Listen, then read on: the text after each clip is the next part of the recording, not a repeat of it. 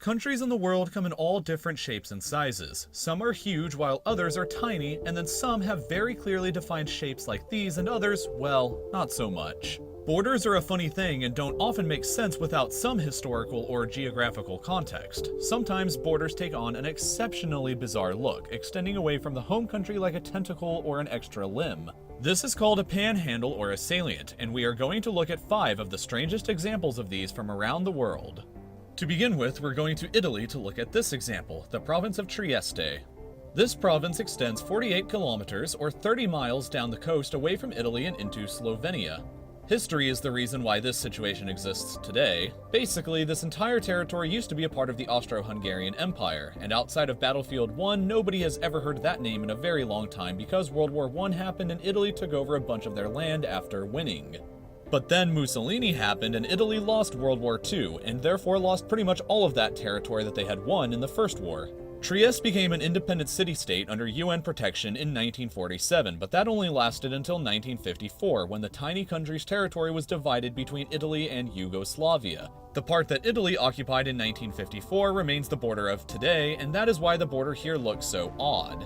Next up at number 4, we are going pretty far away to India, which looks mostly normal except for this mess over here in the east. Zooming in a little closer, we can see that this side of India and this side of India is connected by only a very tiny sliver of land known as the Siliguri Corridor. This awkward situation, like every other entry on this list from here on out, came about as a result from colonialism. When India gained independence from the United Kingdom in 1947, the British decided to partition India between a Hindu part and a Muslim part. Pakistan became the Muslim part and at the time consisted of West Pakistan here and East Pakistan here. Pakistan was separated by all of India from her 2 halves, and the northeast of India was only connected by the Siliguri Corridor. At one point, the corridor is not even 27 kilometers or 17 miles wide. The Indian state of Sikkim extends north of the corridor and separates Nepal from Bhutan, and they connect to the 7 other Indian states in the east, with a population of almost 45 million people between them. So, 45 million Indians are connected to the rest of their country by a corridor that at one point is only 27 kilometers long.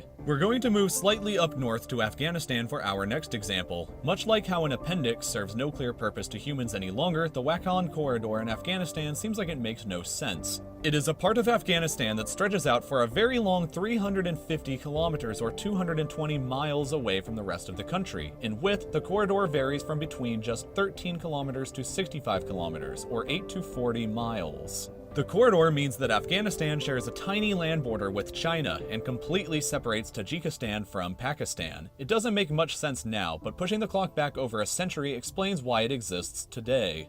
In the 19th century, the Russian and British empires were both competing for territory here. Russia ruled Central Asia and Britain ruled India. To settle a dispute between either empire gaining more land and influence in the region, both agreed to respect Afghanistan as an independent country that would serve as a buffer region between them. But the borders of Afghanistan at the time didn't exactly match up between the Russian and the British borders, so they decided to expand Afghanistan 350 kilometers east to fit between the rest of the space. Over a century later, the corridor remains, but as a border between Tajikistan and Pakistan.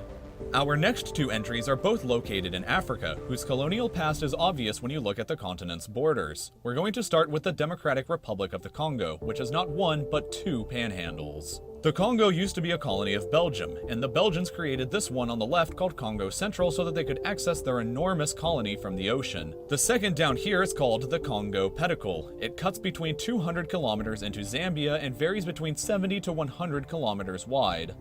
The pedicle is even more awkward than it looks. Basically, back when the Congo was a Belgian colony and Zambia was a British colony, the 2 sides could not agree on the colonial borders. The Belgians wanted access to the rich swamplands here that had a lot of wildlife they could hunt for their precious trophies, so the 2 sides got the King of Italy to intervene and draw the border for them. Knowing about as much about Africa as you would expect of a man in the 19th century before the internet, the king just drew a line on a map in front of him and decided that it looked good, and the 2 other sides thought that it looked good enough, and boom, there was the border and it's still there today. Finally, and perhaps most bizarrely, we have the case of Namibia, which has this absurd protrusion in the northeast of the country. This extension is called the Caprivi Strip, and it goes for 450 kilometers or 280 miles away from the rest of Namibia. This bizarre border exists because between 1884 and 1915, Namibia was a colony of Germany. In 1890, the Chancellor of Germany, named Leo von Caprivi, for whom the strip is named after, wanted the colony's border to extend to the Zambezi River here so that Germany could navigate the river to the African east coast. In a treaty with Britain, Germany gave up all colonial claims to the territory of Zanzibar and in exchange was granted the strip, stretching hundreds of kilometers across the continent.